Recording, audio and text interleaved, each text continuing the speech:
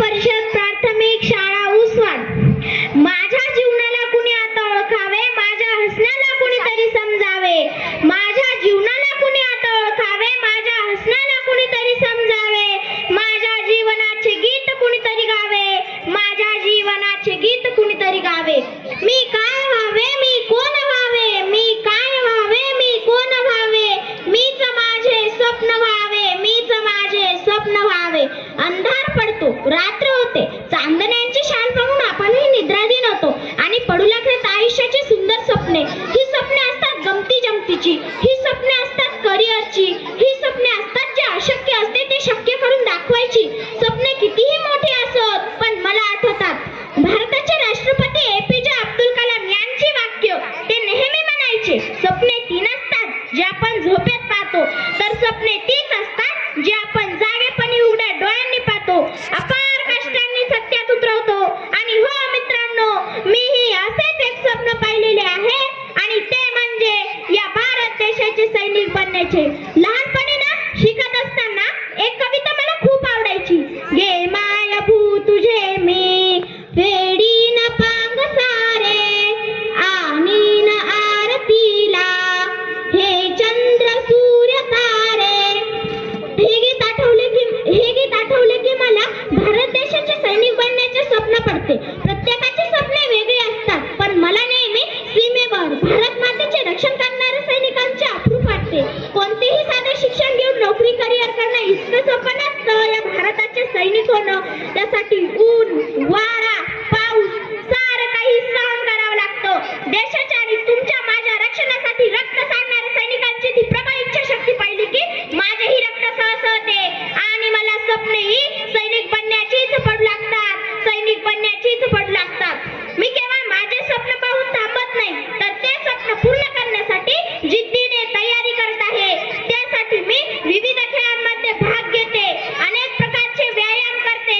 मी सैनिक व्हावे म्हणून सैनिकी स्कूलला प्रवेश मिळण्यासाठी मी तयारीही करत आहे. कोणतेही स्वप्न प्रचंड इच्छाशक्ती आणि अपार मेहनतीने पूर्ण करता येते, याच्यावर माझा विश्वास आहे. आज आपण पाहतो शत्रू राष्ट्रे आपल्या भारतावर आक्रमण करतात, त्यांच्याशी दोन हात करणाऱ्यांचे भाग्य खूप कमी लोकांच्या जीवनात आहे.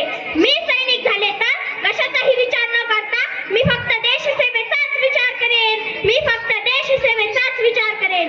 मैं मुल्क की हिफाजत करूंगी, ये मुल्क मेरी जान है. मैं मुल्क की हिफाजत करूंगी, ये मुल्क मेरी जान है. इसके रक्षा के लिए मेरा दिल और जान कुर्बान है, मेरा दिल और जान कुर्बान है. मला माहित आहे सैनिक काश्मीर सारखा थंड प्रदेश असो या वाळवंट, पण तो नेहमी देशसेवेसाठी तयार असतो. सीमेवर तणावाचे वातावरण असते, हल्ल्याचे संकटही असते, तरीही जीवाची पर्वा न करता सैनिक देशासाठी लढत राहतो. मी सैनिक झाले तर परिवारापासून मला दूर राहावे लागेल. आई बाबांची भावंडांची आठवण आली की डोळ्यातून अश्रू गळू लागतात. घरी परत निघून यावे असेही बऱ्याचदा वाटेल, पण मी खचून जाणार नाही. नव्या उमेदीने पुढे जाईल. देशसेवेसारखे महान कार्य माझ्या हातून घडत आहे, याचा मला आयुष्याच्या शेवटापर्यंत अभिमान वाटेल. मी शत्रूवर कशाने तुटून पडेल, या लढाईत मारली गेली तरी 72, पण मी शत्रू सैन्याला माझ्या भारताच्या सीमेवर पाऊल देखील ठेवू देणार नाही. कारण सैनिक होण्याचे प्रशिक्षण पूर्ण केल्यानंतरच माझ्या आईला गौरव पदक दिले जाईल आणि त्यात लिहिलेले असेल, आपकी पुत्री देश के लिए समर्पित.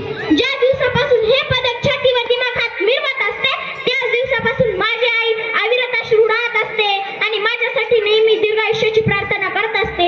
तिचा त्याग मी व्यर्थ जाऊ देणार नाही, तिचा त्याग मी व्यर्थ जाऊ देणार नाही. मला माहित आहे करून जावे बरेच काही निघून येतून जाताना, करून जावे बरेच काही निघून येतून जाताना, गहिवर यावा जगात साऱ्या निरोप शेवटी घेताना, गहिवर यावा जगात साऱ्या निरोप शेवटी घेताना. मला लहानपणापासून तिरंग्याचे प्रचंड आकर्षण. तिरंगा डौलाने फडकत असताना माणसात नवचैतन्य संचारते आणि याच तिरंग्यात जर कुणी वाकडी नजर टाकली तर त्याच्यावर तुटून पडू.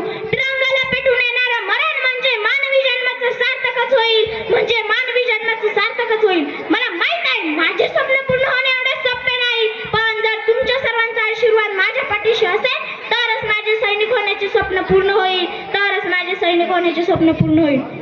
द्याल ना साथ मला भारत भूमीच्या सेवेची संधी. तुमचा